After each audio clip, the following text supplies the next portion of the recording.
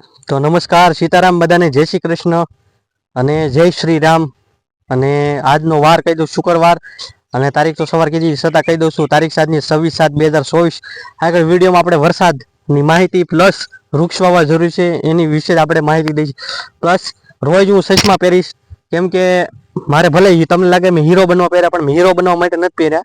શા માટે પહેરું છું બધાને ખબર છે, પણ રોજ બધા અલગ અલગ વિડીયો જોતા છે એટલે એને ખબર પડે કે ચશ્મા હું શા માટે પહેરું છું. તો ચશ્મા પહેરવાથી તો આપણે આંખોને બચતી હોય, તો આપણે લૂંઠી કે વરસાદ ટાઈમે જોતો હોય એની બચવા માટે પણ અમુક વસ્તુ જરૂરી છે, એ વૃક્ષ જરૂરી છે. તો એની વિશે આપણે ડીપમાં પાછું જવાનું છે. અને ખાસ બધાને નમ્ર વિનંતી છે, જે લોકો કપલ બ્લોગ જોતા બનાવતા હોય ને એ લોકો આપણો વિડીયો જોતા હોય તો એને પણ વૃક્ષ પ્રત્યે જાગૃતિ ફેલાવવી જરૂરી છે. જો તમને બોલતા ન ફાવે વૃક્ષ વિશે તો તમે તારે મારો નંબર આપું છું, આ નજીકમાં હોઈશ તો હું તમારી સાથે આવીશ અને આપણે વિડીયો બનાવવાનો છે, કેમ કે પર્યાવરણ બચાવવું બહુ જરૂરી છે.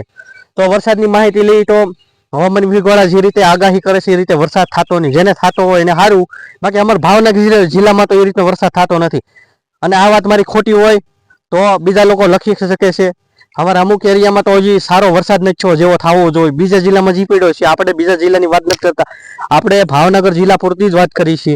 કેમ કે હવામાન વિભાગ વાળા પણ એટલું બધું લખે છે અને ન્યૂઝ વાળા પણ કહે છે કે એટલો વરસાદ આજે 24 કલાકમાં આટલા જિલ્લામાં પડશે. એમાં અમારા ભાવનગરનું નામ હોય છે, પણ વરસાદ આવતો નથી. તો નથી આવતો એનું કારણ હું જો પહેલા કહી દઉં છું, એનું કારણ છે વૃક્ષ કપાઈ ગયા છે. એટલે તો વૃક્ષ વાવેલા હશે તો આવતા વર્ષે ટાઈમે વાવણી થશે. જો આ રીતે અનિયમિત વરસાદ પડે છે તો આવતા વર્ષે જે એટલો વરસાદ પડ્યો છે એ પણ પડવાનો નથી. બધા ખાસ સાંભળી લેજો, ખેડૂત મિત્રો પણ કોઈ પણ હોય. અને આવતા વર્ષે 2025માં લૂ એટલી પડશે કે તમારે સવારે 10 વાગ્યાથી લઈને સાંજના 5 વાગ્યા સુધી ઘરની અંદર બેસવું પડશે. જ્યાં છો ત્યાં જ બેસવું પડશે. એનું કારણ છે કે લૂ પછાની બહાર જ જવાની છે. કેમ કે તમારે હું રોજ કહું છું, તમારે કંઈ કરવું નથી, વૃક્ષ વાવવા જરૂર છે. તમારે કોમેન્ટમાં નથી લખવું ફ્રીમાં વૃક્ષ મળે છે, ત્યાં પણ નથી લેવા જવા. હું ફ્રીમાં માહિતી આપું છું ક્યાં જગ્યાએ મળે છે, તો એ પણ તમારે વસ્તુ નથી કરવી. તો પછી બીજો તો એનો શું ફાયદો છે? કાંઈ નહીં, બસ લૂ પડે અને ક્યારે બસ ઘરની અંદર બેહવું. પછી સારી બહુ લૂ પડી છે, ન પડવી જોઈએ. પછી એ રીતે જ વાતો કરવાની રહેશે. કોઈને ખોટું લાગે તો ખોટું લગાડતી આપણે હસી મજાક સાથે કહી છીએ, કેમ કે સુધરવાનો મોકો છે. જે જાગ્યા ત્યાંથી સવાર રોજ કહેવત હોય છે, જાગવાનો સમય છે, જાગો જાગો. ક્યારે જાગવું હવે તમારે. અને પાછો એક વખત કહેવતમાં આવું છું, બીજી કહેવત છે વૃક્ષ વાવો વરસાદ લાવવું. રોજ થંબેલ બને એમાં પણ લખતો, પણ અત્યારે બંધ કરી દઈશું કેમ કે તમારા લોકોને જાગૃત થવું. પણ મેં પછી બંધ કરી દીધું, કેમ કે તમે જાઓ અમુક લોકો આપણને રિસ્પોન્સ આપે છે કે નહીં વૃક્ષ વાવવા જરૂર છે. અમુક લોકો આપણને રિપ્લાય આપે છે, કોઈ પણ જિલ્લામાંથી હોય. જે લોકો લખતા હોય એને આપણે આભાર માનીએ છીએ. અને જો એટલા લોકો તમે વિડીયો જોતા હોય તમને એમ થાય કે મારો નંબર પણ આપું, તમારે કઈ વૃક્ષ વિશે માહિતી જોવે, કયા વાવવા, બધી માહિતી આપું છું. લીમડાનું વૃક્ષ આવનારા સમય માટે બહુ ફાયદાકારક છે.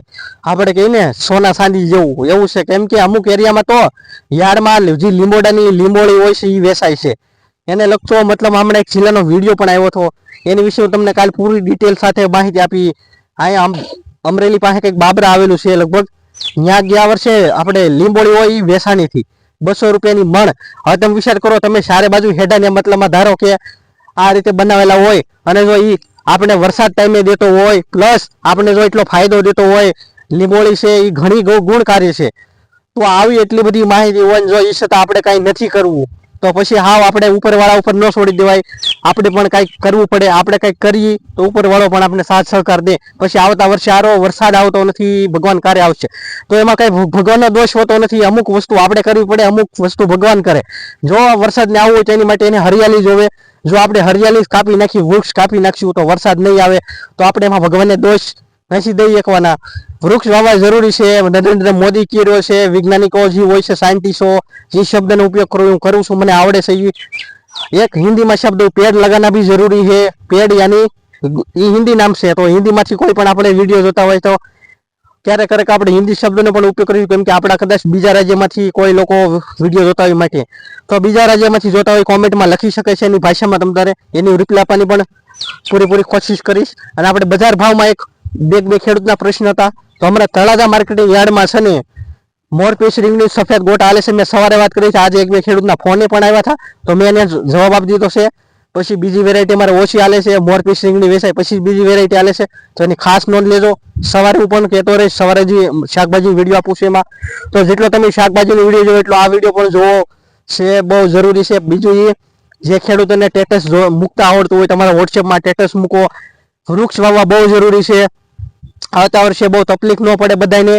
પછી આપણે ઉનાળો છે ત્યારે 2 વ્હીલ મૂકવા માટે પણ લીમડો કે કાંઈ વૃક્ષ જોવા નહીં મળે તો બહુ તકલીફ થવાની છે. તો આ જે રીતે આંખોને સચમાં બતાવે છે એ રીતે વૃક્ષ આપણને બસાવે છે લૂથી. તો એટલું મારે રોજ કહેવું પડે. સારું ન લાગે પણ બધાને એમ થયું રાજુભાઈ રોજ કહે છે, આપણે હું સાંભળી લઈ. કાંઈ વાંધો નહીં, અમુક શબ્દ હોય ને અમુક સમય આવે છે એટલે રોજ કહેતો રહું છું. વધારે ડીપમાં જવાનું છે અને વરસાદ હોય લખવાનું ભૂલતા નહીં. અને વૃક્ષ વાવવું જરૂરી છે કે નહીં હા કે નામાં જવાબ લખજો. વધારે કહેતો નથી. અને આ એક અમારી પ્રખ્યાત એક મેં ઘરે ખાવા બનાવેલી રીંગણી છે, આનું નામ પેરિસ છે. જોઈ શકો આની પહેલા 1-2 વખત આપણે માહિતી આપી હતી. તો વધારે કહેતો નથી. જેને વરસાદ ને એવું હોય લખવાનું ભૂલતા નહીં. આભાર. સીતારામ. કાલે મળશું એક નવા વિડીયો સાથે.